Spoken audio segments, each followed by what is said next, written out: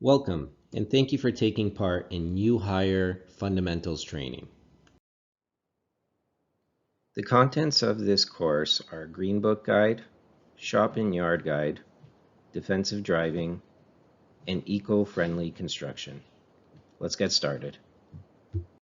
Welcome, and thank you for taking part in Green Book Guide training.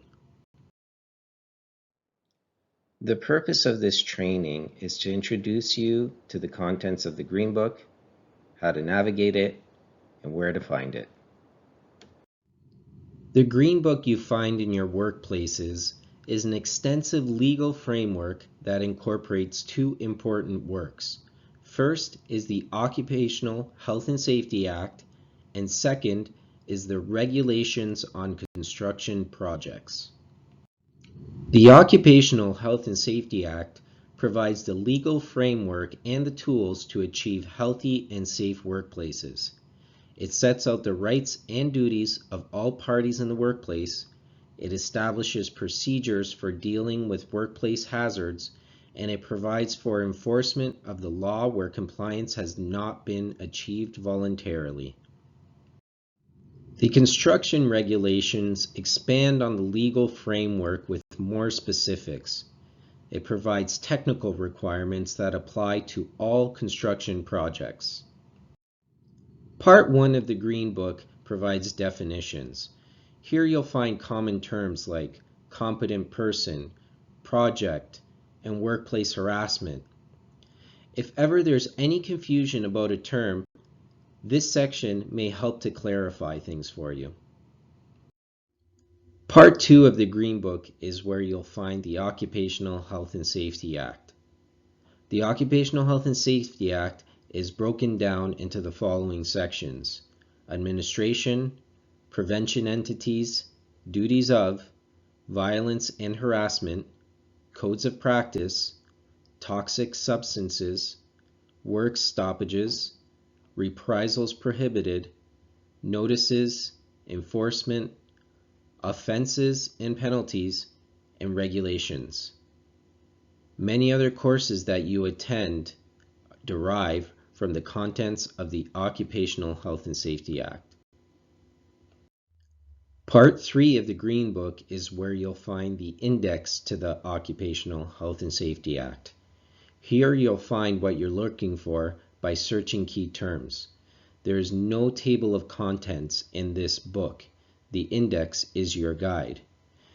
The index will refer you to a section number, not a page number.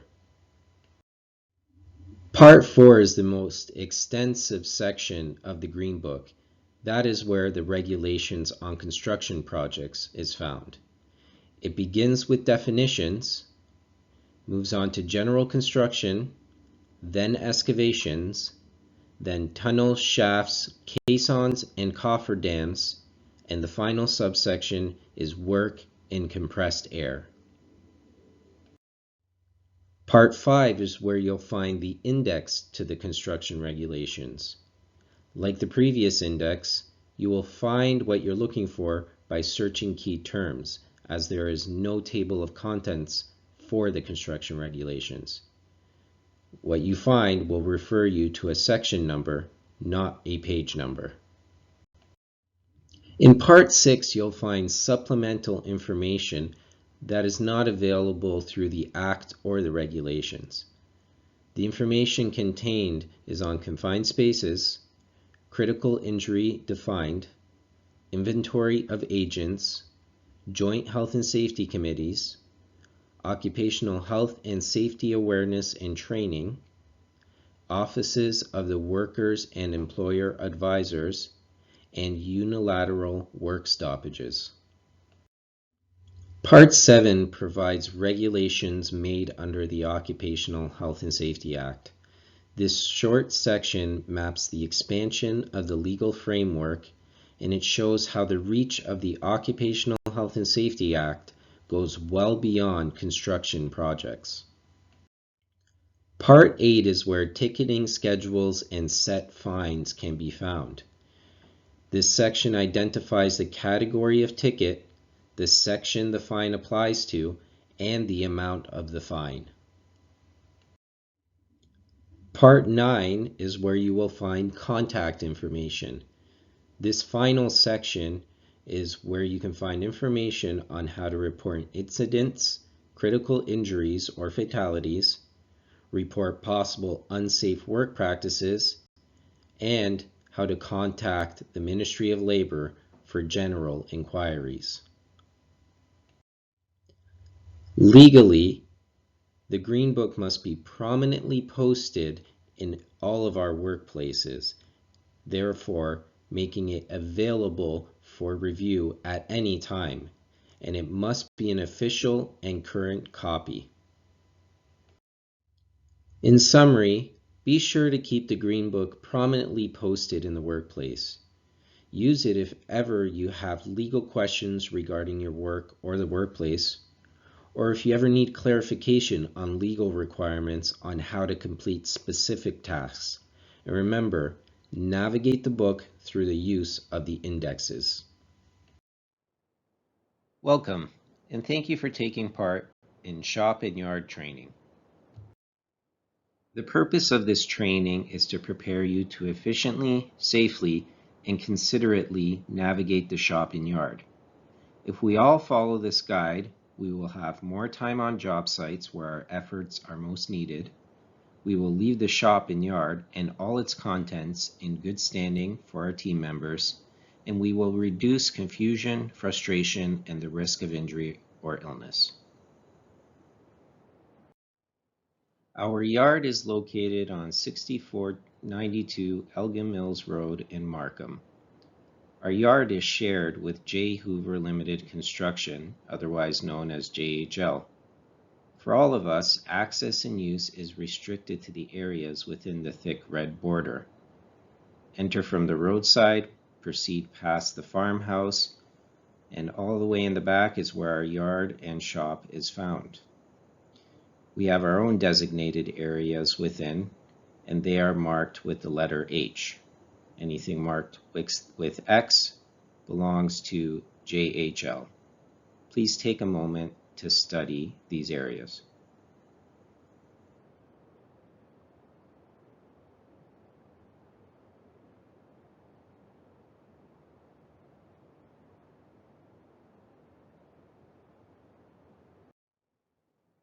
Follow the one-way signs when entering the yard. The first area that you enter, you'll find 4 large fuel containers. 2 are for Hawkins. They are labeled. In this general area, you will also find employee parking, assigned parking for fleet trucks along the building, and a toilet. Bulk disposal is found in the northernmost area of the yard. Here you can dump materials such as clean fill, asphalt, and concrete. Also found here is a garbage bin. Be careful not to place the materials in the wrong space, and maintain access to this area. Along the western border of the yard, 2 large portions of this area belong to JHL. The rest is for Hawkins. Here we store T-bars, safety fence, park furniture, and other miscellaneous items, along with trailers, sea cans, equipment, and larger materials. Our roll-off truck has a designated spot here. Please leave aisleways clear for forklift and skid steer access. Items must be carefully organized for easy extraction. Immediately outside the shop on the concrete pad, you'll find outdoor storage for small to medium-sized items such as the Toby Hyde generator, large plate tampers, water cubes, and machine implements. Items must be carefully organized for easy extraction. It is best to have items on pallets whenever possible. Also found here is fuel storage in a cage, straight gas, and mixed gas. Take note that a large portion next to the pig barn belongs to JHL. To the north of the shop, you'll find the shop trailer. In it, there's the foreman's office and meeting area. Construction signs are leaned against the north wall of the barn. Scrap metal and some machine implements can be found here as well. In this area, you'll find a north silo, which is storage for traffic cones, traffic barrels, and sonotubes. And next to it, the south silo stores tarps and burlap. The southwest corner of our yard, you'll find what we refer to as the pig barn. This is indoor storage for a variety of items, mainly water hoses, insulation, perforated pipe and fittings, ladders, snap ties and other concrete forming material, and filter cloth. This building is our shop. The south side of it belongs to JHL. Do not block access to their doors or storage areas. Leave a lane in front of the garage and man door for JHL to access their side of the shop with trucks. Please take note to watch for falling ice off the roof of the shop during the winter months, as it has a very steep pitch. This is the layout of the inside of the shop. The yellow areas are the walkways, which must remain clear. We will explore each area in the coming slides. Please note to always close the man door behind you when you leave the shop, and always prop the garage door fully open using the wood chock when passing through with the forklift, otherwise the roof of the forklift will hit the bottom of the garage door. Middle of the shop floor functions as storage. Contents change from time to time, as this is a good staging area for items that need to stay dry or locked up and will be used soon. Typically found here are dollies, wheelbarrows, lawnmowers, power washer sometimes, small hardware, and a spot to leave items for the shop foreman if you don't know where they belong. Do not place items inside aisles painted on the floor. And do not stack anything within 4 feet of the heater during cold months. The heater runs above from left to right, somewhat in the middle of the shop area. More storage is found in the rear of the shop. Contents remain fairly consistent in this area. Typically found here are shovels, rakes, brooms, and other similar hand tools, concrete form release agent, white pigment spray, asphalt glue. Seeds, oats, and fertilizers are kept in the green job box. You'll find marking paint, extra oil, grease, diesel conditioner fluid, paint and paint tools, amongst other things. Please follow the posted shelf weight limits. A portion of the shop is a garage. On the floor of this area is where the forklift, muck truck, power washer, and all-terrain vehicle are kept. Beside the lockup door, the following is kept: hoisting and rigging equipment, some hardware at times, and sometimes equipment, air, and oil filters. The garage is commonly used to stage items that need to stay dry or locked up and are due to be used soon. The enclosed back corner of our shop is the lockup. The lockup is password protected with the same code that allows you in the front door. Contents remain fairly consistent in this area. Typically found here are higher value hand tools such as concrete finishing tools, long levels, and clam shovels, smaller gas power equipment such as cutoff saws and their blades, generators, jumping jacks, gas pumps, blowers, and small tamper plates, electric and battery powered tools such as circular saws, submersible pumps, and drills, surveying equipment, and hung on the wall inside is the fleet truck keys. Sign out all tools using the sign out boards, and always close and lock the lockup door when you're done. Along the west wall between the man door and garage door, you'll find the workbench. Contents remain fairly consistent in this area. Typically found here are a large variety of hand tools, the stationary grinder and vice grip, air compressor, specialty oils for heavy machinery, small concrete finishing tools, some common hand tools, and some small common hardware. Please keep the workbench clear, as this is a work area, not a storage area. On the south wall of the shop near the man door, you'll find shelving. Contents remain fairly consistent in this area. Typically found here are oils, lubricants, grease, and fuel conditioner, extension cords, tie-down straps, hitches for trucks, a variety of aerosol sprays, cleaners and degreasers, and booster cables.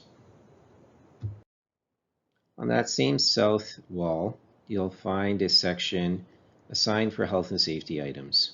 Typically found here are a variety of PPE, eye wash, signage, first aid kits, caution tape, pop-up traffic signs, and defective equipment tags. Straight ahead from the entry door, along the east wall, you'll find our Health and Safety Board and other documents.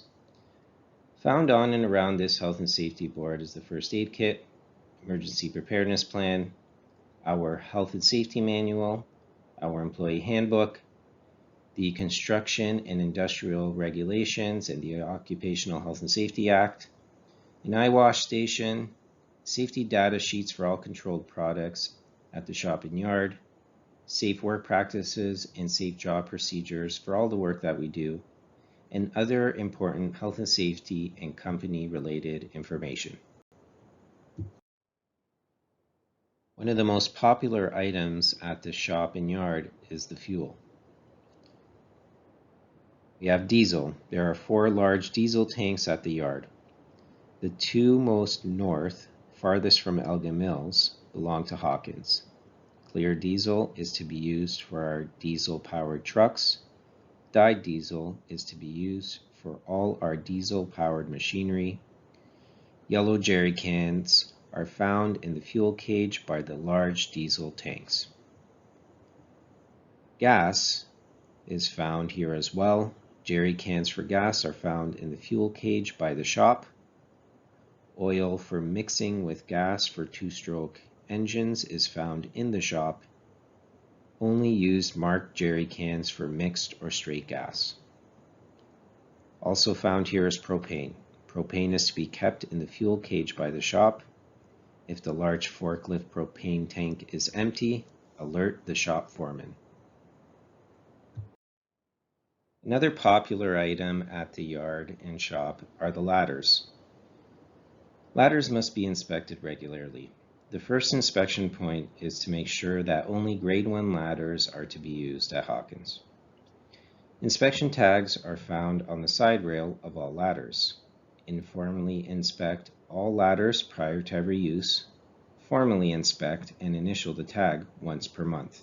To help you, inspection instructions accompany the inspection tag.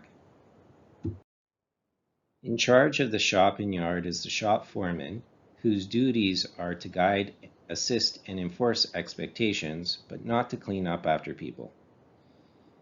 He makes pre-arranged deliveries and pickups to sites. He builds pre-arranged loads for workers to take to site. He tracks small equipment using sign-out board, maintains fill, asphalt, and concrete bins, assists in loading and unloading trucks, conducts workplace, emergency devices, fleet, and ladder inspections. Please avoid last-minute requests and book his service as early as possible if you need his assistance. The shop foreman also coordinates the emergency responses. Remember that everything has a place, and if you're unsure, ask the foreman. The shop and yard has its own emergency preparedness plan. In the event of an emergency response, the following devices and tools can be retrieved from the listed locations. First aid kits are found on the shop health and safety board and in any fleet truck. Fire extinguishers are on the wall where the shovels and rakes are kept, by the shop man door entrance inside on the workbench, on the wall by the garage door inside the shop, in the pig bar man door entrance inside, also in the pig barn upstairs stair landing, and on the fuel storage cage, on the forklift, and any fleet truck or heavy equipment. Eye wash station is mounted next to the health and safety board. Spill kits are found on the shelving in the center back racks against the lock-up exterior wall, and safety data sheets are found next to the Health and Safety Board and on e-compliance in the Documents section. In the event of an emergency evacuation, the muster point is in the driveway at Elgin Mills. Staff must split up and clear each of the shop and yard zones in the event of an evacuation. This means searching for people who may be unaware of the evacuation or may need assistance in evacuating. These are the 4 zones depicted on the Health and Safety Board.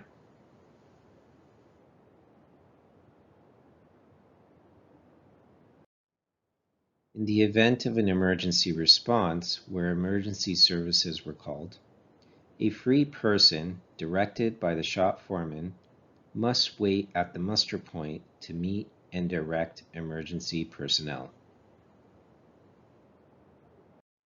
To summarize, the goal is to access, use, and exit the shop and yard in an efficient, safe, and considerate manner. To do so, we must always return resources to their rightful place and in fit-to-use condition. If repairs are required, arrange for repairs. If the resource must wait at the yard for repair, apply a defective tag to it. Do not return vehicles and heavy equipment with low fuel. Lock all the vehicles and heavy equipment and return the keys to the lockup. Ensure the doors to the shop and lockup are closed and locked before you leave. Observe the prescribed traffic directions and posted speed limits of 10 kilometers an hour within the yard. Leave space for others when loading and unloading. Never use or block space that is not assigned to us. And know the emergency preparedness plan. Welcome, and thank you for participating in defensive driving training. The purpose of this training is to cover the broad principles of defensive driving for G-Class vehicles. The goal is to foster the attitude and skills needed to prevent collisions and reduce frustrations on the road. We will explore the principal elements of the law, the driver, the vehicle, the environment, and driving defensively. Defensive driving is a philosophy based on responsibility. It is based on responsibility because the defensive driver not only takes responsibility for his or her own vehicle and driving practices, but assumes the responsibility of effectively and safely dealing with adverse driving conditions and mistakes made by others. A defensive driver is one who drives so as to prevent collisions in spite of the incorrect actions of others and adverse driving conditions. To be a defensive driver, you must adopt the attitude that you will always drive with genuine concern for your own safety and that of others. This requires that you know the law and rules of the road. Always ensure that you are in good physical and emotional state to drive. Always ensure that your vehicle is in safe operating condition. Maintain awareness of what's going on around your vehicle. Maintain your composure no matter what the circumstances, and are always prepared and willing to yield the right of way to other drivers. Knowing which rules apply to everyone and which apply specifically to you and your type of vehicle is the first element of defensive driving. You must comply with the rules set out in the Highway Traffic Act. Be sure you understand and abide by the portions of the Act that apply to you and your vehicle. If you are unsure about any aspect of the law as it applies to you, your vehicle, your cargo, or your work, advise your supervisor or project manager of your concerns. The Highway Traffic Act is a very lengthy legal document. When driving an automobile or light truck, always consider the following: the mechanical and physical condition of your vehicle. Is it safe to drive? Your physical and mental condition. Are you fully alert and physically able to drive? The visibility of your vehicle and visibility from your vehicle. Are lights, mirrors, and windows fit for use? The security of the load you are carrying or pulling, and licenses, validation stickers, and insurance. Now on to the driver element. 85% of all traffic collisions in Ontario can be attributed to driver error. We pose a much greater hazard to ourselves and others than the vehicles or the environments do. The human elements of defensive driving must be controlled. The standard auto collision prevention formula for this control is see, think, do. See, think, and do constitute a standard collision prevention formula in which we first see or recognize the hazard. We then think about what we are going to do to avoid the danger, and we conclude with what we must do to avoid the collision. In order to put this collision prevention formula into practice, we must be mentally and physically fit. There are 4 basic human factors that influence our willingness and ability to drive safely. The first is our attitude. Attitude is a state of mind or feeling with regard to some matter. In the context of defensive driving, attitude is how we think or feel about driving. Many outside factors can influence our attitude when behind the wheel. Personal, family, social, or financial problems can affect our attitudes. Are you getting behind the wheel with the right attitude? Mental and emotional conditions can diminish our capacity to concentrate. Your mental and emotional state is affected by fatigue, which reduces our concentration, impairs our judgment, and slows our reactions. Extreme fatigue can cause us to fall asleep at the wheel. Stress. A small amount of stress is normal. However, excessive stress can seriously diminish our ability to concentrate. Complacency. As drivers, much of what we do is repetitive. This complete familiarity with our driving routine leads us to boredom, and we unknowingly become complacent. We become careless, which makes us more likely to be involved in collisions. Emotions. Our emotions play a direct role in our ability to drive safely. Any emotion can be distracting, but anger creates the greatest potential for danger. An angry driver is an aggressive driver, the exact opposite of a defensive driver. Physical health plays an important role in our ability to drive safely. Personal health is often a factor in motor vehicle collisions. Defensive drivers consider the following variables before getting behind the wheel. Physical exercise.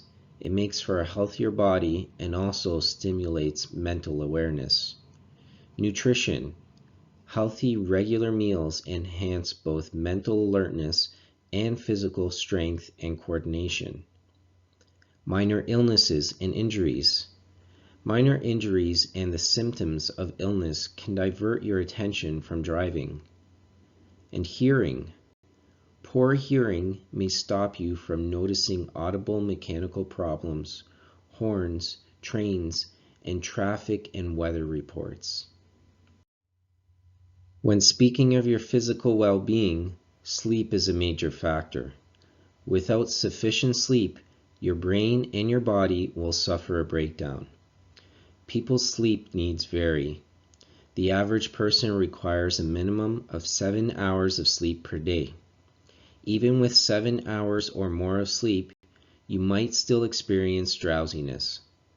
Most people are not as alert in the afternoon as they are in the morning. Many people experience drowsiness between the hours of 3 and 6 p.m. The reason for the phenomenon of feeling drowsy between 3 and 6 p.m. is the 12-hour sleep-wake cycle. Most people experience their deepest sleep between the hours of 3 a.m. and 6 a.m. 12 hours later, the body's metabolism again slows and we feel drowsy.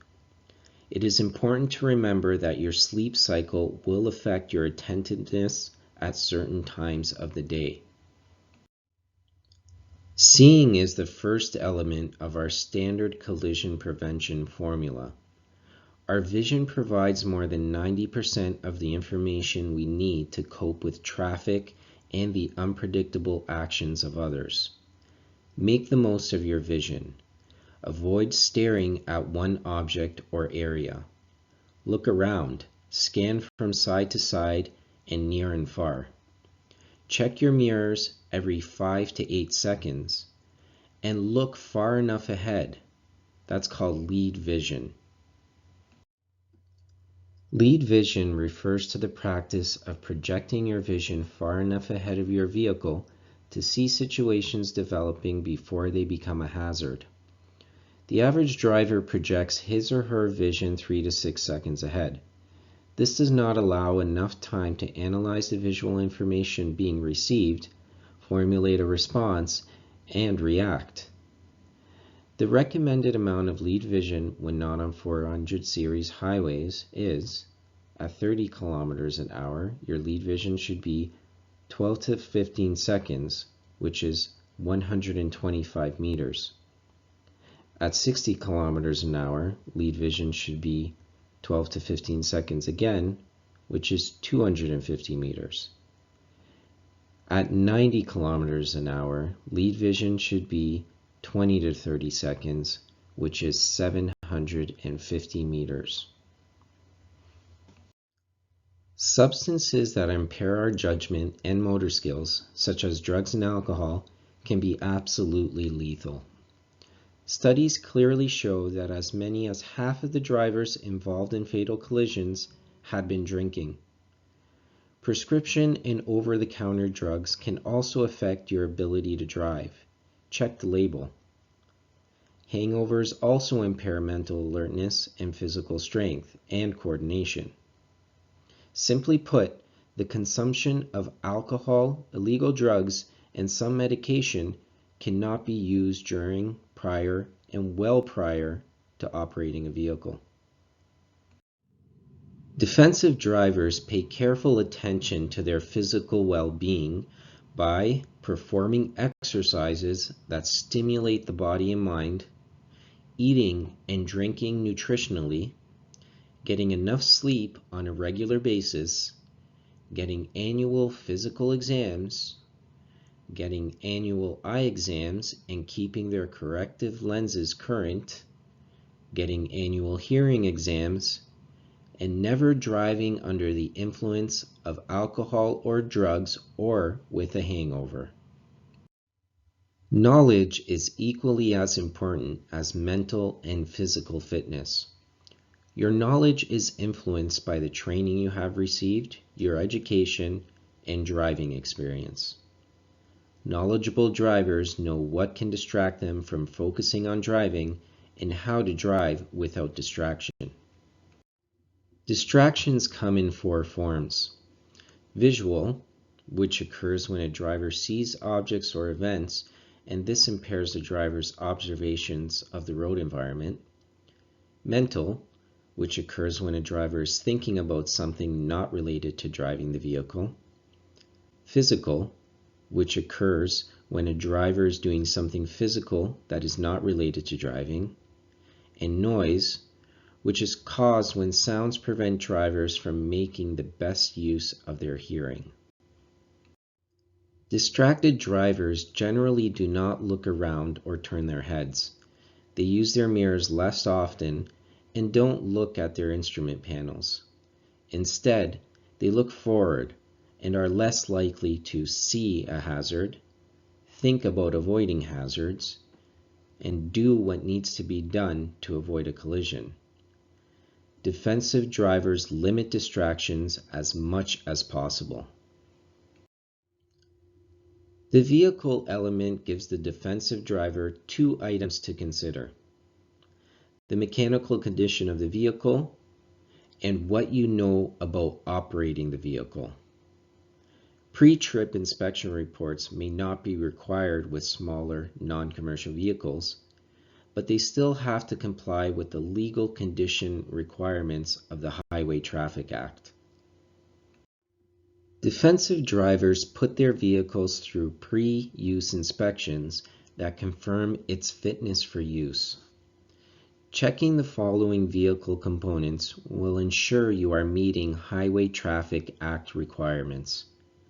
Check the tire condition and inflation, headlights, high and low beams, brake lights, turn signal lights, side marker lights, four-way emergency flashers. Windows, are they clean, not cracked or seriously chipped? Windshield washer fluid, windshield wipers, the condition and function.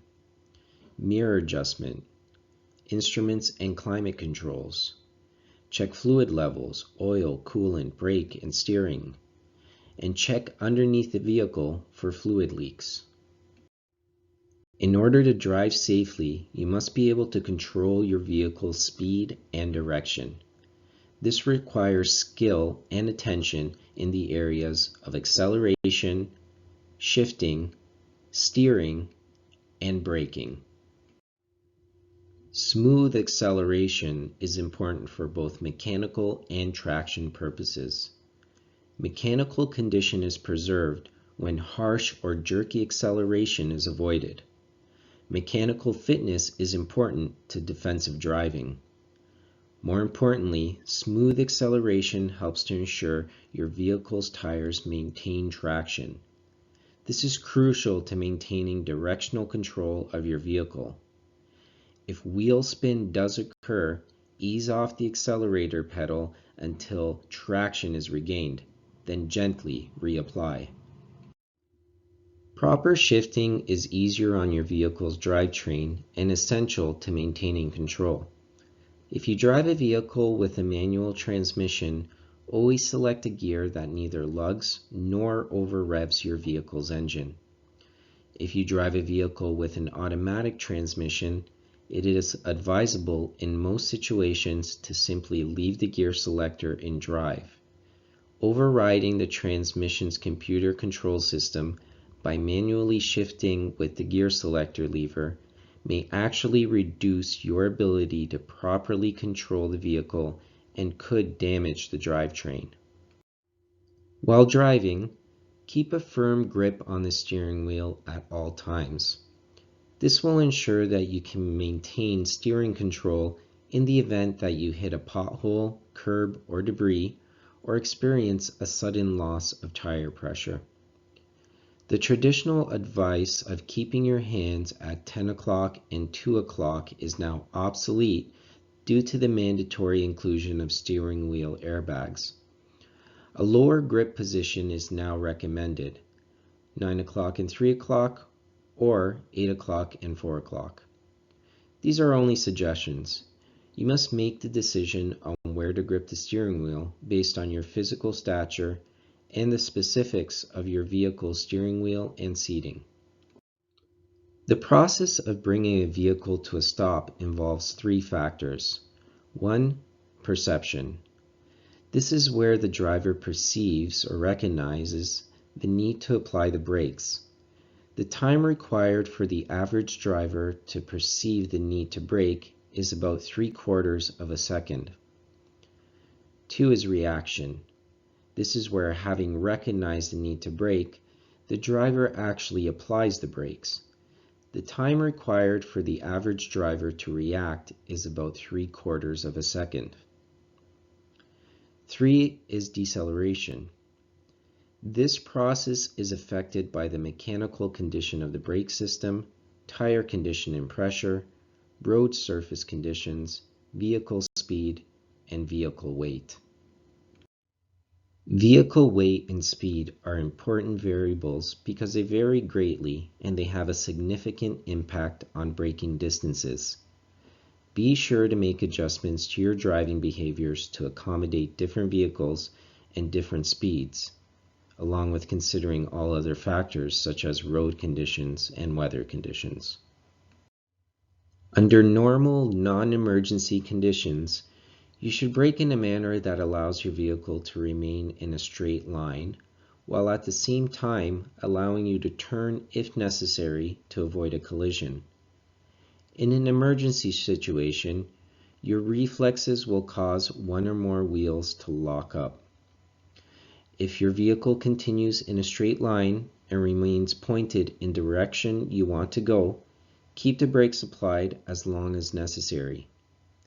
If your vehicle is no longer going in a safe direction, release the brakes, allow the tires to regain traction, steer as necessary, and then reapply the brakes.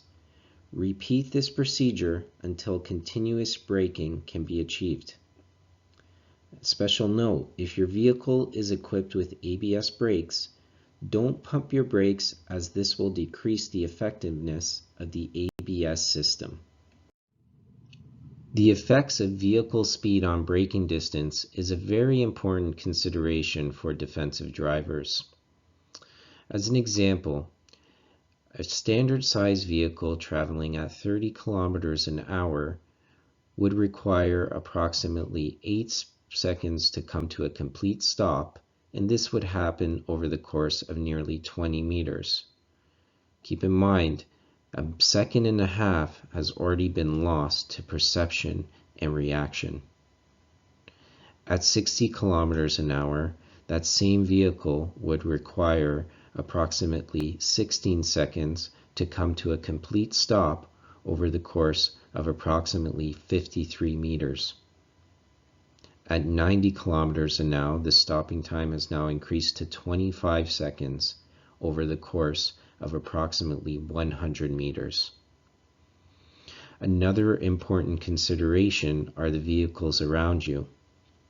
A typical tractor trailer at that same 90 kilometers an hour would take approximately twice as long to stop and require twice as much distance.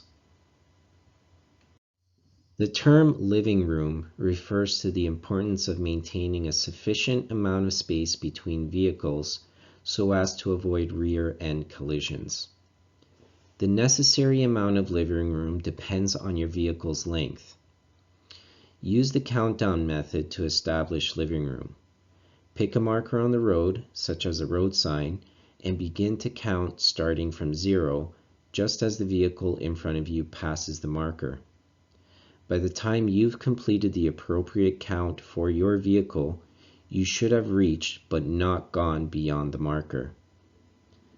The amount of living room may need to increase with deteriorating driving conditions, but under normal conditions, a typical 6-meter long vehicle would require 2 seconds of living room.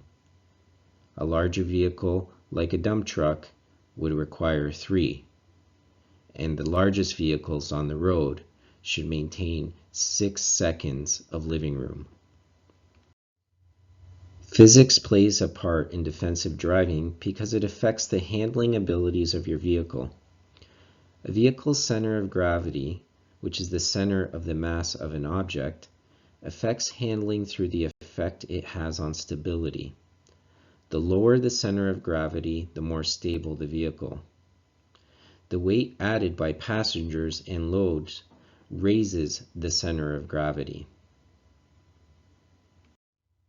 Centrifugal force refers to the force attempting to maintain a straight course. All moving objects will travel in a straight course unless some other force acts upon the object. In the case of driving, this refers to the force of the steering, navigating a car through a curve when the car wants to remain on the straight path. Drivers of vehicles with a higher than normal center of gravity should keep in mind that abrupt maneuvers can also seriously upset their vehicle's stability, potentially resulting in a loss of control. The combination of centrifugal force and center of gravity affects how a vehicle handles a curve. Our driving environment consists of 3 factors. The first factor is our personal working environment. Most drivers give little thought to the conditions inside the passenger compartment or cab of their vehicle. However, our personal driving space plays an important role in how well or how poorly we drive. What can you do about your personal work environment? You can adjust seat, mirrors, and steering wheel to a comfortable position. Ensure mirrors, windows, and dash gauges are clean. Dispose of garbage or loose debris that may roll around on the floor. These items can become lodged under the accelerator, brake, or clutch pedals. Have rattles and squeaks and any odd sounds investigated. And adjust your vehicle's heat or air conditioning to a moderate setting. The second of the three environmental factors is our atmospheric conditions. The first being light conditions. Clear vision is one of our most valuable assets when driving. Be prepared to mitigate the effects of bright light as much as you would be prepared for darkness. Here are some tips. Use polarized sunglasses. Ensure your vision is functional. Windshields that are overly dirty or scratched create glare. Make sure the windshield is clean, and if the condition still isn't adequate, have it replaced. Be aware of whether your route will have you driving against a rising or setting sun. Be aware of when you will be driving through sudden light intensity changes, such as in and out of a tunnel.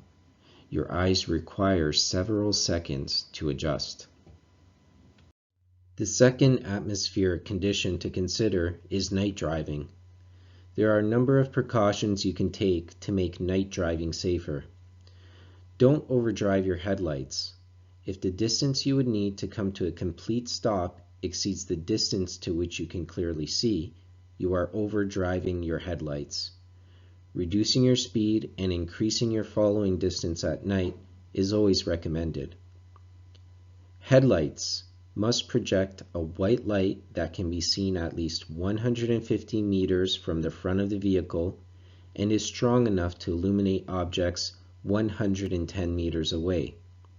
Headlights must be illuminated 1/2 hour before sunset and 1/2 hour after sunrise, and or any time visibility is restricted to less than 150 meters. Headlights and high beams must be aimed accurately to ensure maximum visibility to yourself and to ensure you are not blinding oncoming drivers. High beams may not be used within 150 meters of an oncoming vehicle or when within 60 meters of a vehicle in front of you. The third atmospheric hazard to consider is rain. Rain presents the greatest hazard to motorists when it first begins. In the early stages of rainfall, oil and dust on the road surface are liquefied into a greasy film. Until this film is washed away, it can be as slick as ice. During misty rain or foggy conditions, there may never be a sufficient amount of rain to wash away the film from the road. Rain also restricts your vision, like overdriving your headlights. Reduce your speed and/or increase your driving distance accordingly. Freezing rain will first occur on bridge decks and on road surfaces which lay in the shadow of overpasses or bridge structures. Be mindful of these potential icy areas. Adjust your speed as required. Ensure you don't have to brake more than moderately when entering these areas, and avoid the use of any steering maneuvers that make it difficult to maintain traction. Black ice is the fourth atmospheric condition to consider. Black ice is one of the most hazardous conditions we can encounter on the road. What makes it so dangerous is that it can occur when weather and road surface conditions appear otherwise normal. It is extremely slippery and hard to spot. Conditions are most favorable for the formation of black ice when the road surface is below freezing and the surrounding air contains a high degree of moisture.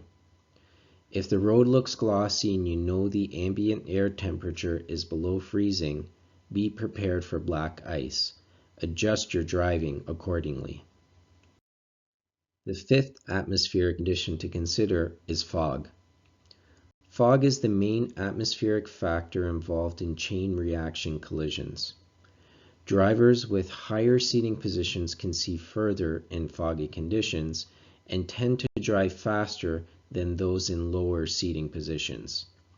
This creates a scenario where a heavier vehicle is more likely to collide into a lighter vehicle. Adjust your speed and following distance and be mindful of the following distance of the car behind. You might need to change lanes or pull over to allow the large vehicle behind you to pass. On multi-lane roads, stay in the right lane. The final environmental factor is road surface conditions. There are numerous conditions that influence how well our vehicle's tires grip the roads. The following are the most common examples. 1. Potholes. Hitting a pothole can cause serious damage to your vehicle and can cause one or more wheels to lose contact with the road surface. Look ahead to give yourself the opportunity to avoid potholes because when they surprise you, it is usually more dangerous to try to avoid them. 2. Pavement markings. Beware of road markings that are worn and how night driving and adverse weather affects markings visibility. Be careful not to make any assumptions about road markings. If need be, slow down to improve your judgment. It is recommended to report poor pavement markings to the appropriate department. 3. Road debris. There are no hard and fast rules to avoid road debris and animals on the road. At times, it is safer to hit the debris rather than swerving or changing lanes abruptly.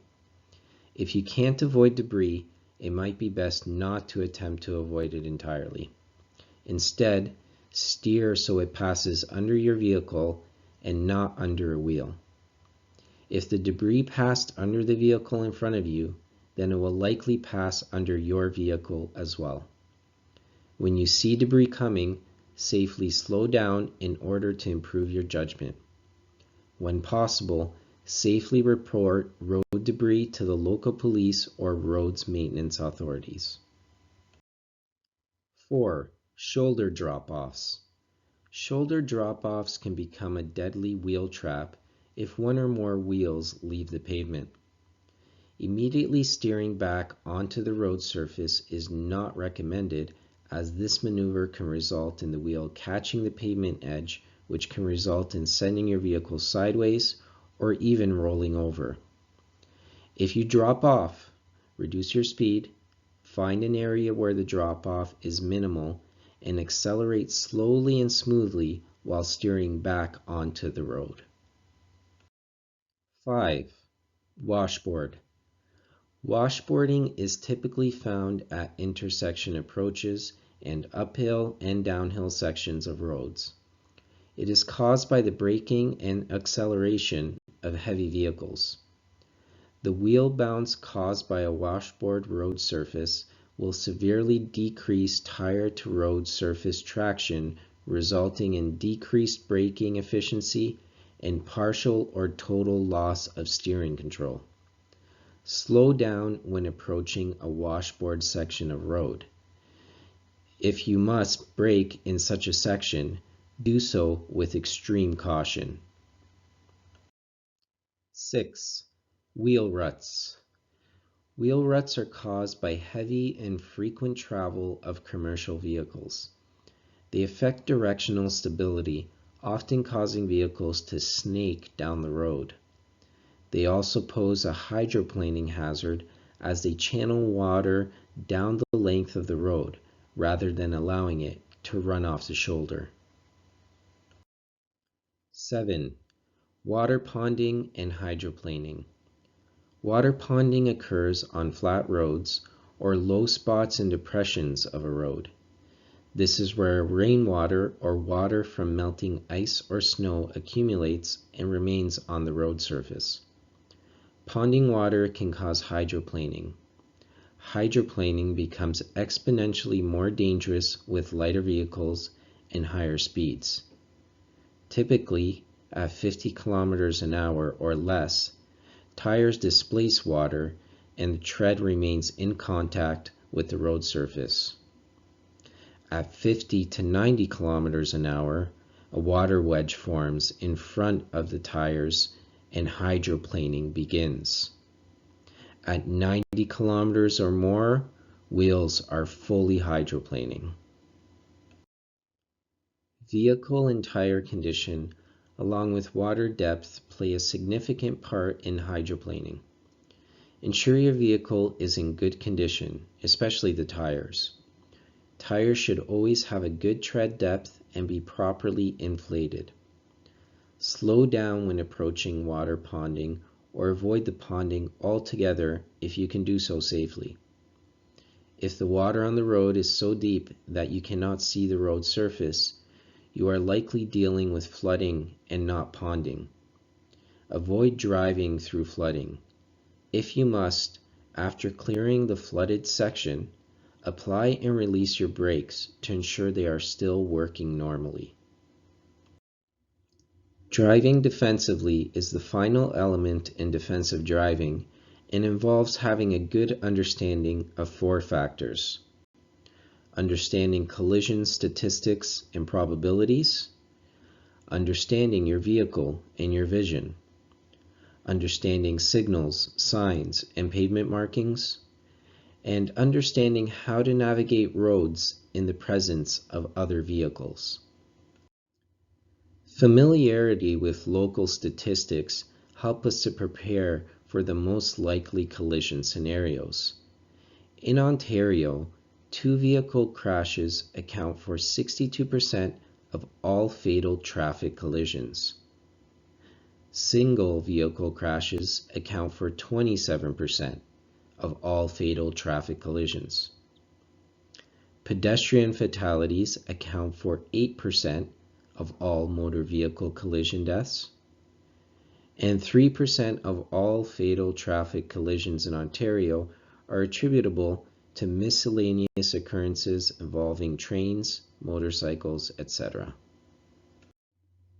Statistics are important in that they reveal misconceptions.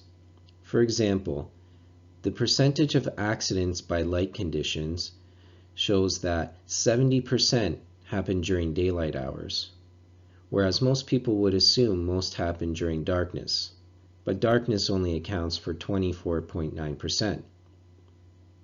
Additionally, the percentage of accidents by environmental conditions shows that 77.8% happen under clear conditions, whereas most would expect these accidents to be happening in unfavorable conditions, such as in the snow, whereas snow only accounts for 9.96%.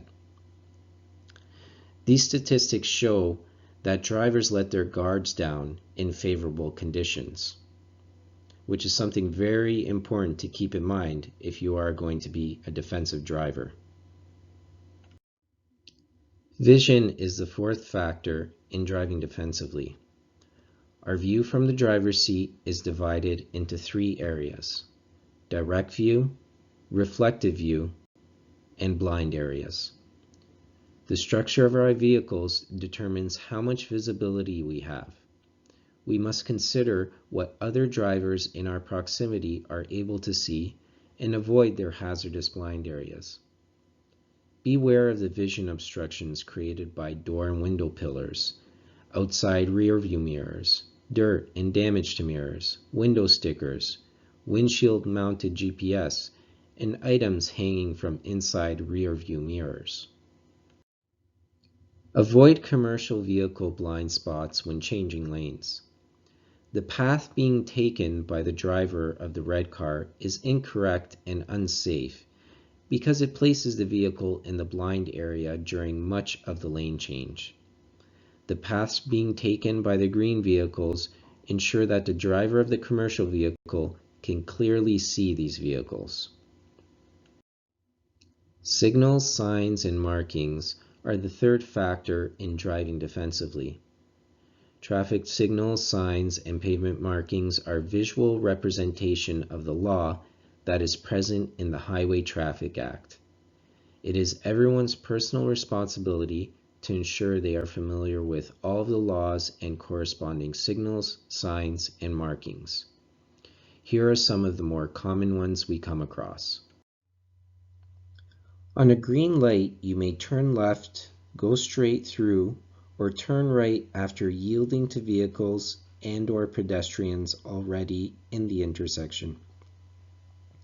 A yellow light indicates that the light is about to turn red. You must stop if you can do so safely, otherwise proceed with caution. A flashing red light in a red, yellow, green signal set usually indicates that the lights are malfunctioning. Come to a complete stop, proceeding through the intersection only when the way is clear and safe to do so. A flashing yellow light in a red, yellow, green set usually indicates that the lights are malfunctioning. Drive with caution when approaching and moving through the intersection. A flashing green light is a left turn signal, and it is usually an advanced left turn signal. You may make a right turn at these lights as well.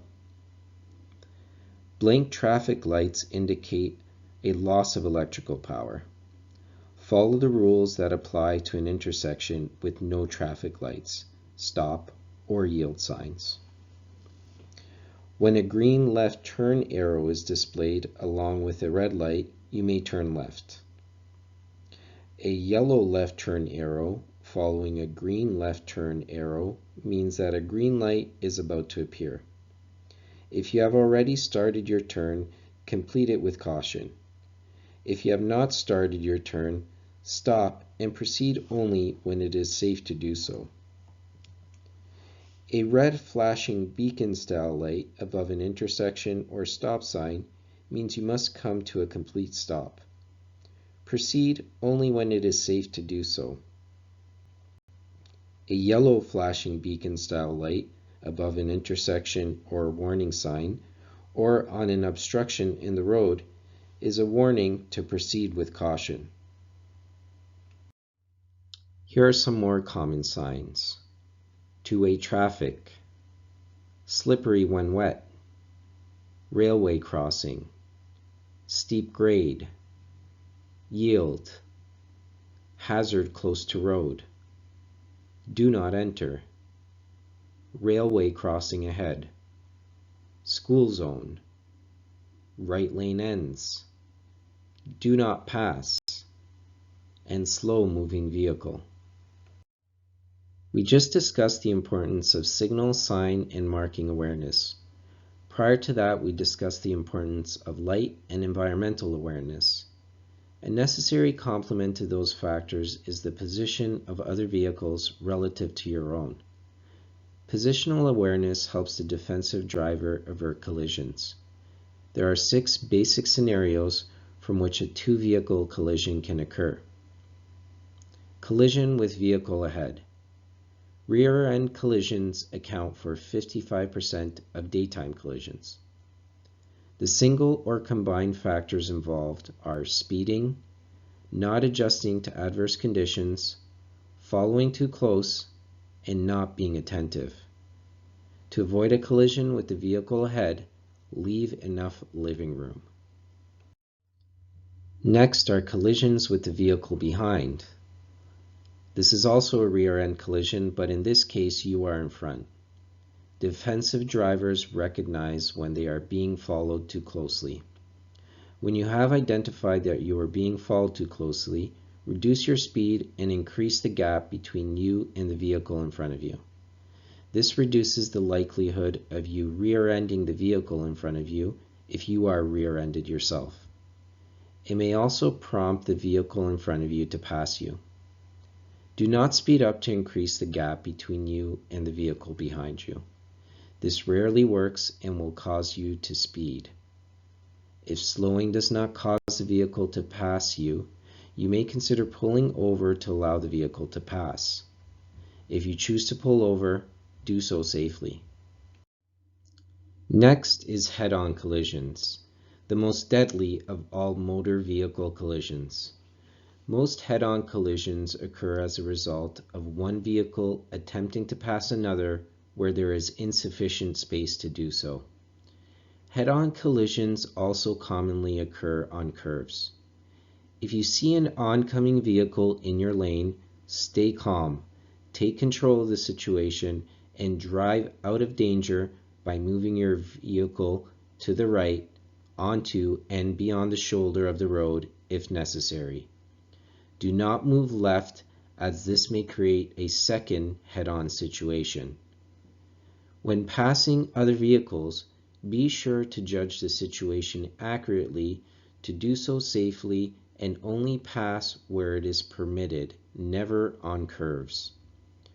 If a collision cannot be avoided and you have the option of what to hit, hit something that is movable and not a stationary solid object.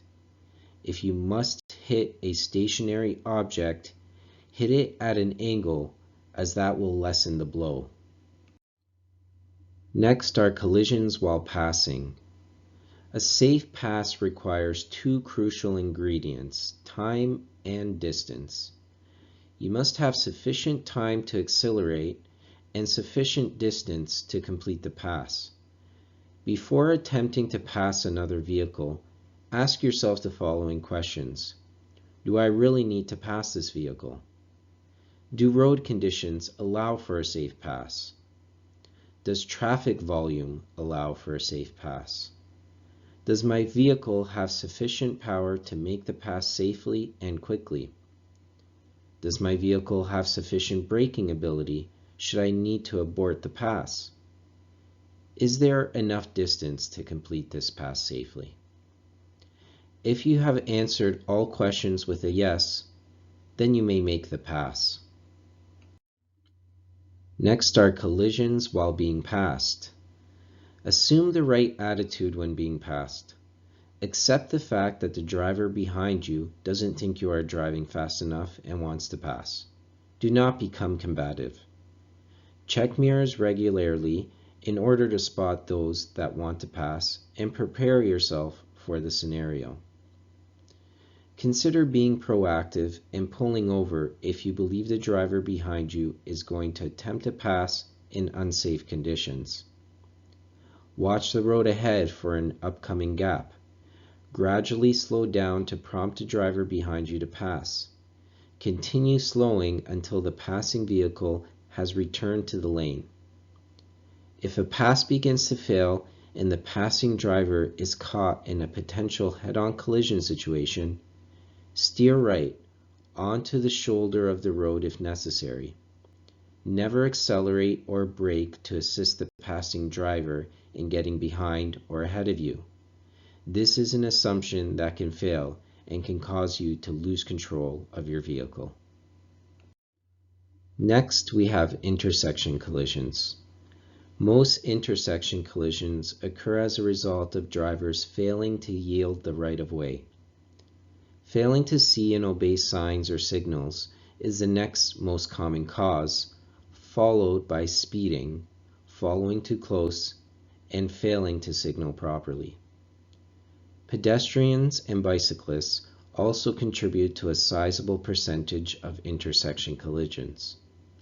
When approaching an intersection, adopt a defensive approach. Cover your brake before the time to brake arrives. Scan the entire intersection as you approach. Locate and recognize all traffic signals and signs, pedestrians, and traffic. Leave room when stopping behind other vehicles. Stop at a point where you can still see the entirety of the rear tires of the vehicle in front of you. This allows space to maneuver, if required, and leaves a buffer zone in the event that you are rear-ended.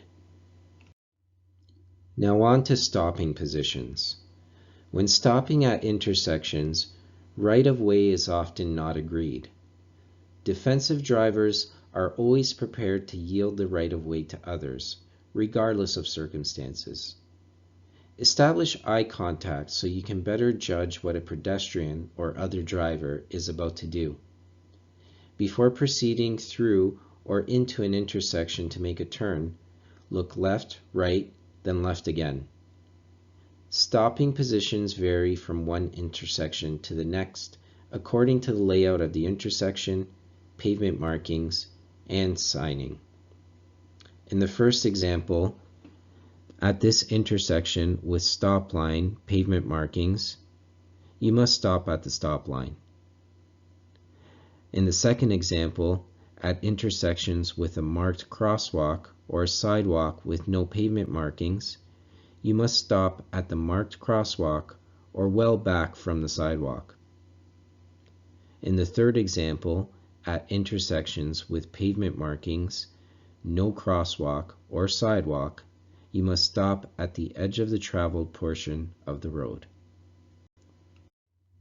Now on to turning procedures. Intersection turns present a number of challenges as well as numerous opportunities for mishaps and collisions. The following scenarios reflect how to and how not to navigate a turn at an intersection. In the first example, when making a right, stay within the lines. In the second example, turn from the right lane into the right lane and stay within the lines. In the third example, turn into the left lane and then merge into the right lane. In the fourth example, turn from the left lane into the left lane, then merge onto the right lane. In the fifth example, turn into the nearest left lane.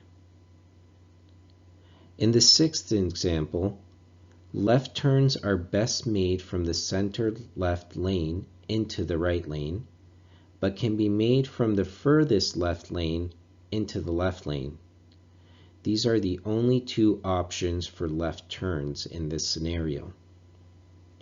Right turns are best made from the furthest right lane into the right lane, but can be made from the center right lane into the left lane. These are the only two options for right turns. Roundabouts are challenging for those who are not familiar with them. When approaching a roundabout, slow down, look for pedestrians, and stay in your lane. When entering a roundabout, perform visual checks. Vehicles in the roundabout and pedestrians have the right of way. Look to your left, adjust your speed to enter into an adequate gap, or stop at the yield sign. Keep moving. Do not stop in a roundabout unless it is to avoid a collision, and always signal lane changes. When exiting a roundabout, be sure to signal your exit and watch for crossing pedestrians. Signal before you begin to exit, but not so early that it might appear that you're taking the preceding exit. Stay to the left if you enter from the left lane, or stay to your right if you enter from the right lane. Backing procedures are an important consideration in driving defensively. Backing collisions occur frequently. They account for 50% of collisions, despite only accounting for less than 1% of all driving activities. There are 5 basic rules for avoiding backing collisions. 1. Get the whole picture. Use the best backing method and get out of the vehicle and have a look if it helps. 2. Back up from the driver's side. 3. Eliminate distractions.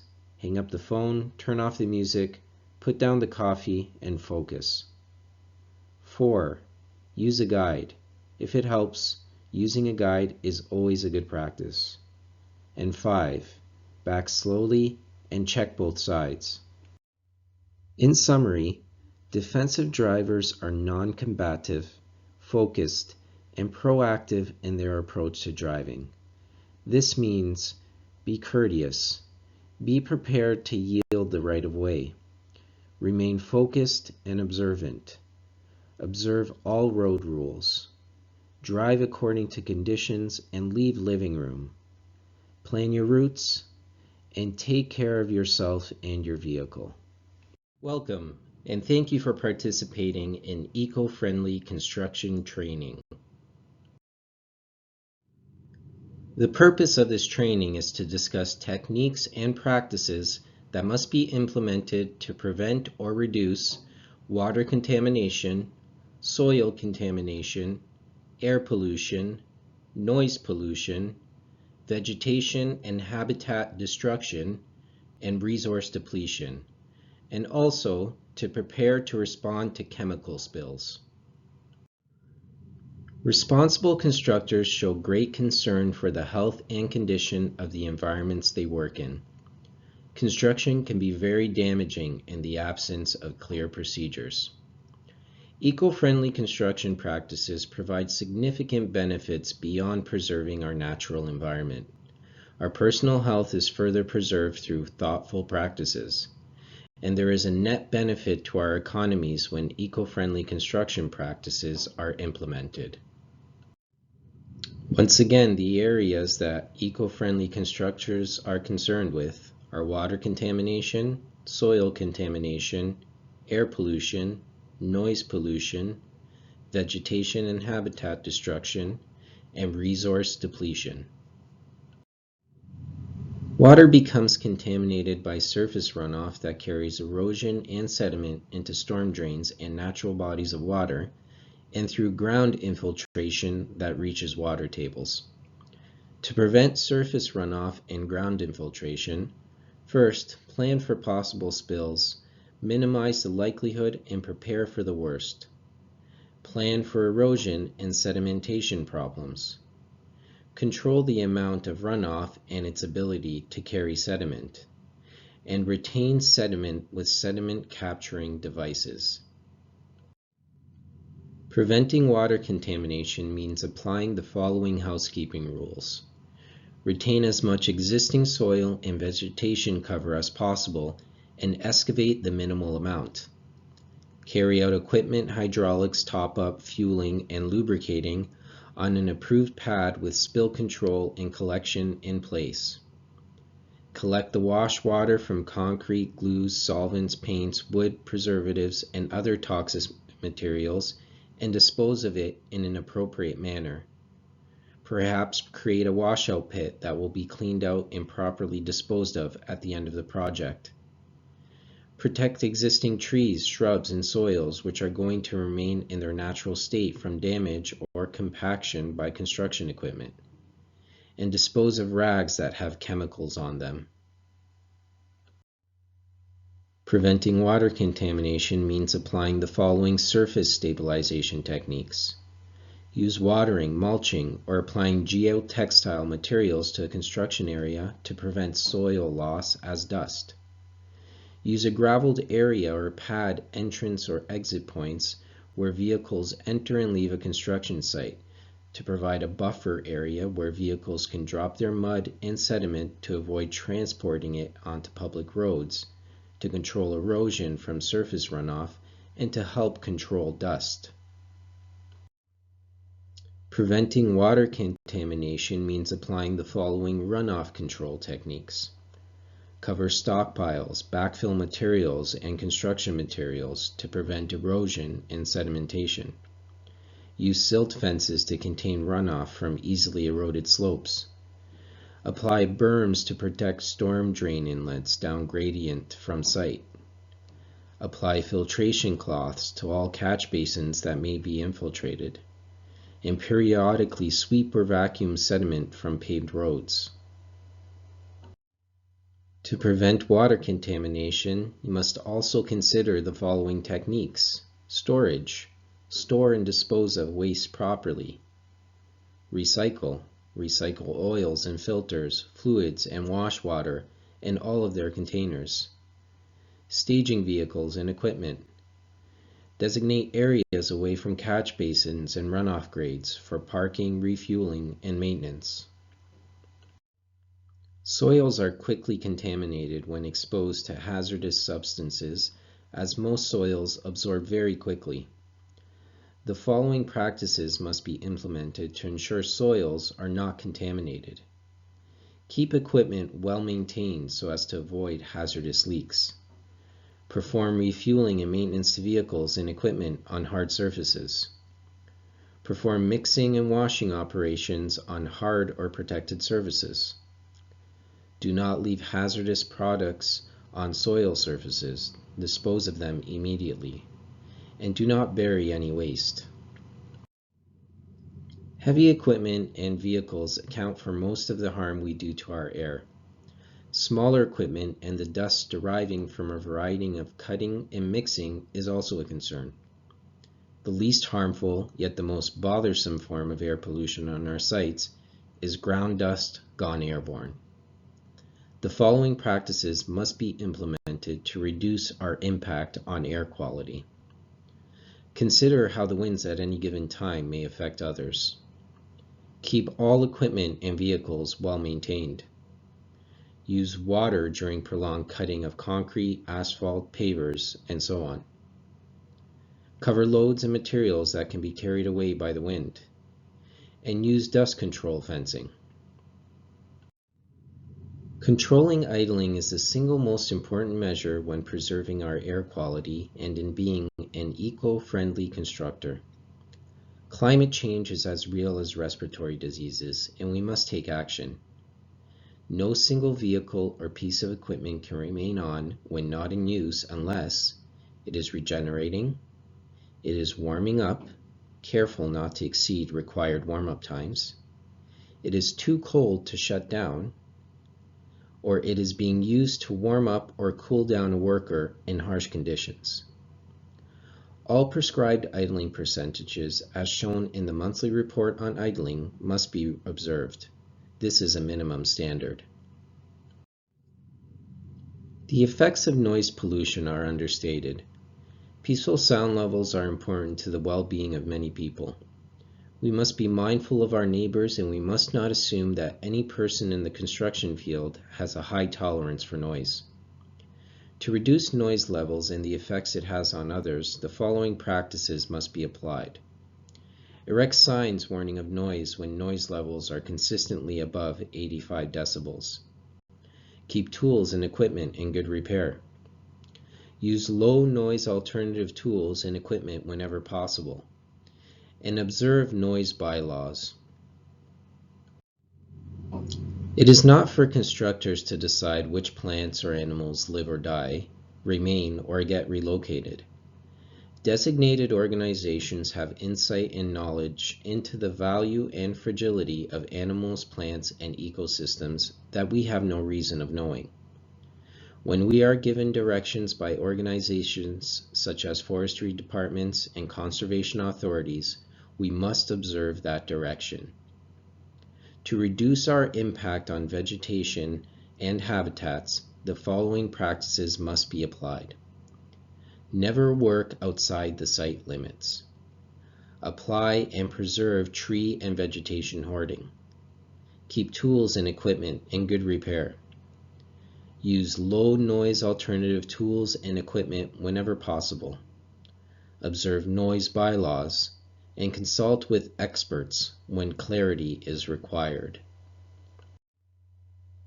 Much of what we use on site is not limitless. The supply of oils, fuels, and metals is slowly depleting. The more these resources deplete, the more damaging their extraction and production become, and the more costly they become to purchase. Even resources such as water and wood, which we know to be renewable, are in danger because we consume them faster than we renew them. Always consider using alternatives to fossil fuels when energy is concerned. Always limit the use of precious resources when they are required. Always reuse resources as much as possible before they must be discarded. And always look to recycle any resource that can be recycled. Even though we always plan our work with the health of the environment in mind, we must always be prepared to respond to unexpected chemical spills. Spills are releases of pollutants into the natural environment from a structure, vehicle, or other container that is abnormal in quality or quantity. Spills must always be reported to your manager or supervisor. In some cases, a spill must be reported to the Ministry of Environment.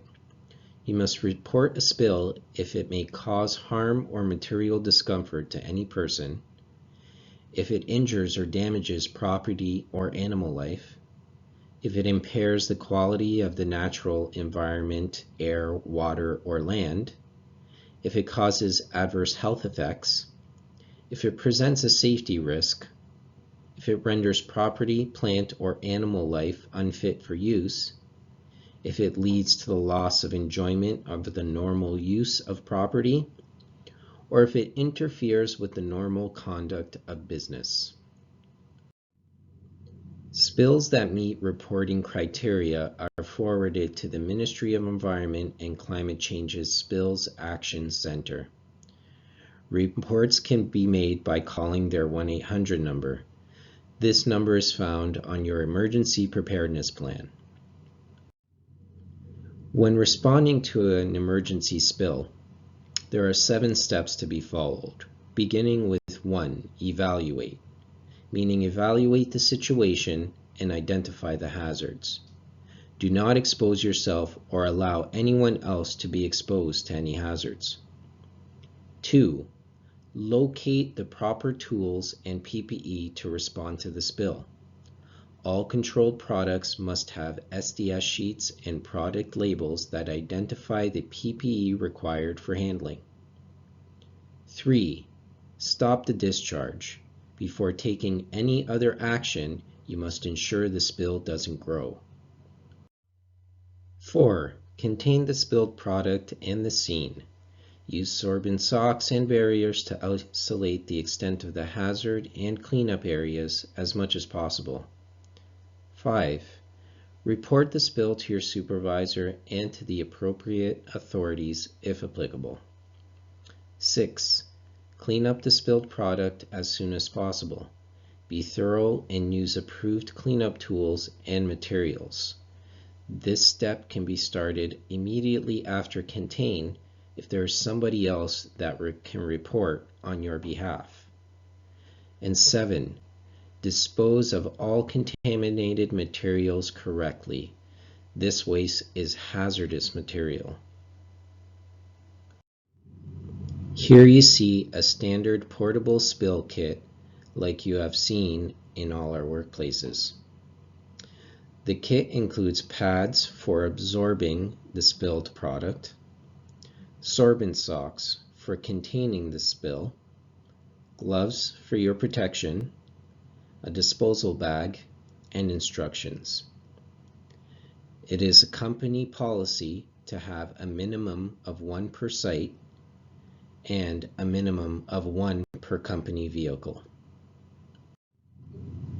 In summary, eco-friendly construction practices have a positive impact on the environment, our health, and economies. In other words, our futures.